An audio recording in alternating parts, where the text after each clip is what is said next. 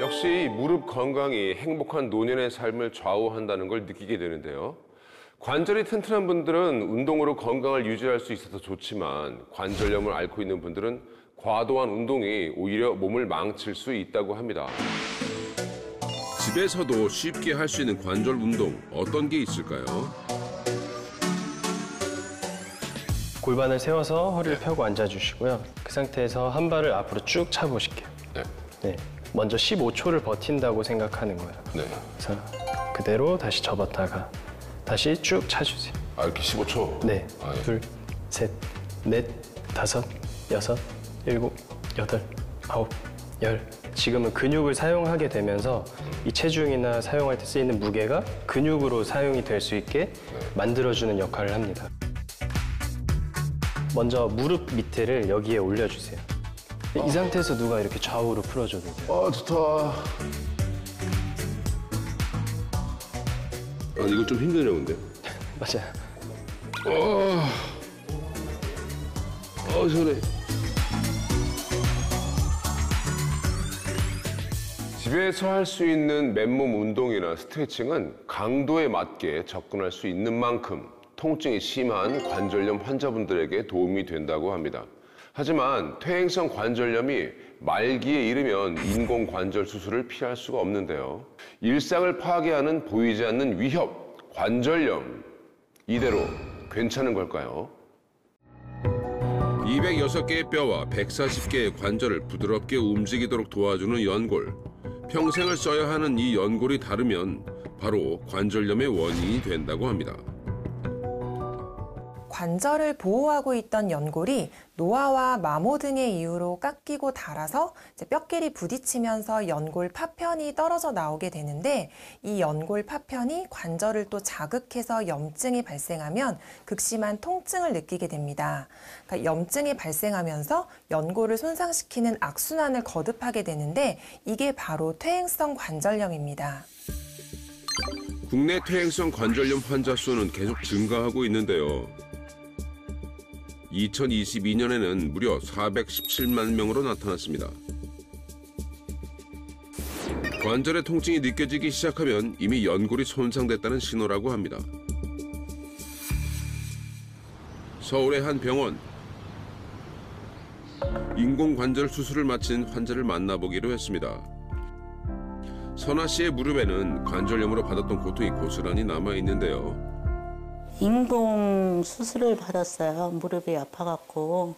이쪽은 이제 주사 맞고 염증이 가라앉아갖고 정상 생활을 했어요. 했는데 이쪽이 또 시큰거리더라고.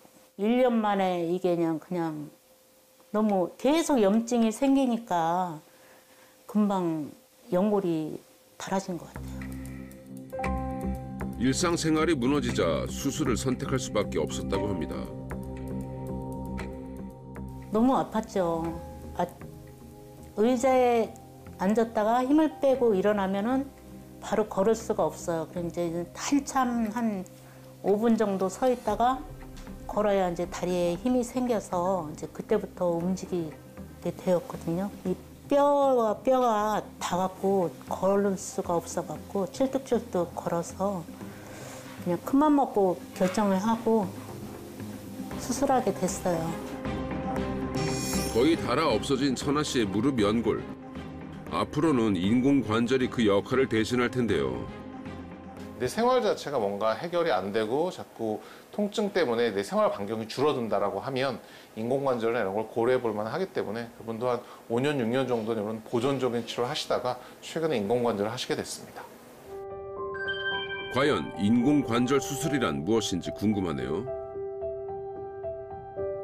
인공관절 수술이라는 것은 허벅지뼈와 종아리뼈에 마모된 관절면을 절삭을 하고 인공관절 취합물을 씌워주고 그 사이에 연골 역할을 하는 베어링을 삽입하는 수술입니다. 일상생활 자체가 어려우실 때 약물이나 물리치료와 같은 보존적 요법에도 효과가 없을 때 이런 경우에 인공관절 수술을 고려합니다. 건강보험심사평가원에 따르면 2019년 인공관절 수술 환자는 2015년보다 약 37% 증가했는데요. 특히 무릎 연골 손상은 세심한 관리가 필요하다고 합니다. 관절 건강을 좌우하는 핵심이 바로 연골입니다. 연골은 관절을 자연스럽게 움직이도록 하고 또 외부 충격으로부터 관절을 보호하는 스펀지 역할을 합니다. 우리가 평생 써야 할 연골의 두께는 불과 3mm 정도밖에 되지 않는데요. 심지어 연골에는 혈관이 없어서 한번 망가지면 다시 회복되기가 어렵습니다. 우리나라 국민들을 대상으로 자신에게 발생할까 봐 걱정하는 질환을 조사한 결과 암에 이어 관절염이 2위를 차지했습니다. 퇴행성 관절염은 무릎뿐만 아니라 전신 건강까지 위협하기 때문인데요. 10년간 퇴행성 관절염을 앓았던 환자는 건강한 또래보다 심장 질환으로 사망할 확률이 16% 높았다는 연구 결과도 있습니다.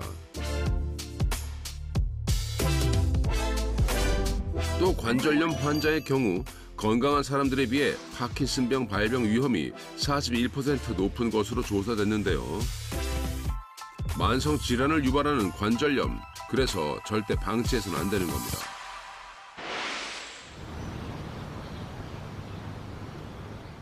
보기만 해도 걷고 싶어지는 가을 등산로에는 푸름이 가득합니다. 모두에게 공평한 계절이죠. 그런데 어딘가 불편해 보이는 한 사람이 눈에 띄는데요. 걸을 때마다 통증으로 괴로워하는 모습. 올해 65인 반경혜 씨입니다. 그녀에겐 무슨 사연이 있던 걸까요?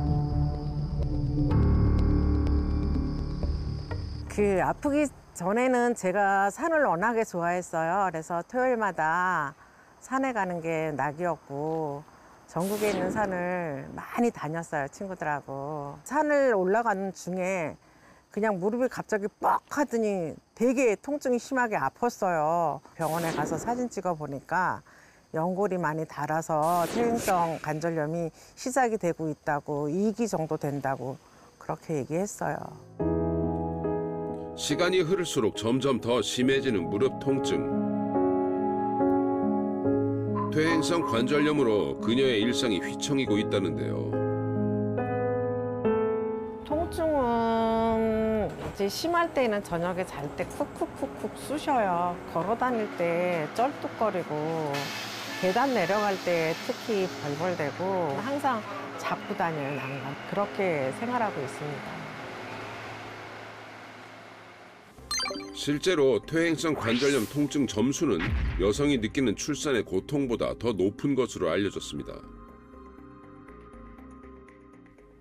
경혜 씨에게 집은 더 이상 편안한 쉼터가 아닙니다. 심지어 청소하는 것도 버거운데요. 살짝 더 아프니까요. 관절염 걸리면서 이제 아무래도 살이 많이 찌다 보니까 무릎 아픈 쪽으로 힘이 가중되면서 더 불편하고 많이 아파요. 예, 그래서 그 살을 좀 아주 뺐으면 좋겠는데 그것도 진짜 너무 힘들더라고요. 퇴행성 관절염을 앓고부터는 식습관에도 변화가 생겼습니다. 네, 그냥 그 관절에 좋다 그래서 도가니탕 조금 하고요. 이 두부 단백질이 많잖아요. 두부랑 좀 간단하게 먹으려고요. 최근 들어 체중 조절에도 부쩍 신경을 쓴다는 경혜 씨. 아무래도 이제 그 밥량을 좀 줄이려고 탄수화물을 좀 줄이려고 많이 노력을 해요. 그래서 소박하지만 건강한 상차림입니다. 관절염 걸리면서 이제 아무래도 살이 많이 찌니까 그거에 따라서 뭐 당뇨도 생겼어요. 역류성 식도염도 걸렸고 지방간도 좀 심한 편이고 그렇습니다. 관절염이 불러온 악순환.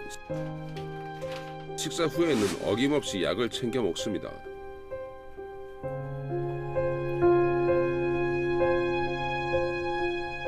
식탁 위에 놓인 약의 종류도 한두 가지가 아닌데요. 이 모든 게 불과 몇 년 사이에 벌어진 일입니다. 관절염은 통증으로 인해서 걷고, 앉고, 일어서고, 굽히는 등의 일상적인 동작이 제한되기 때문에 삶의 질을 저하시킬 수 있고 활동량이 줄어들게 되면 체중이 증가할 수 있습니다. 이런 경우 당뇨, 고지혈증, 고혈압 등의 다양한 성인병이 생길 가능성이 높아집니다. 퇴행성 관절염의 가장 큰 문제는 통증뿐만 아니라 염증도 유발한다는 건데요. 이 염증 물질이 혈액을 타고 전신을 돌면서 또 다른 질환을 일으키기 때문이죠. 연골에는 통증을 느낄 수 있는 신경이 없습니다. 그래서 손상이 진행돼도 초기엔 증상이 없다가 관절염이 진행돼서 염증이 발생해야만 이상을 알 수 있는데요.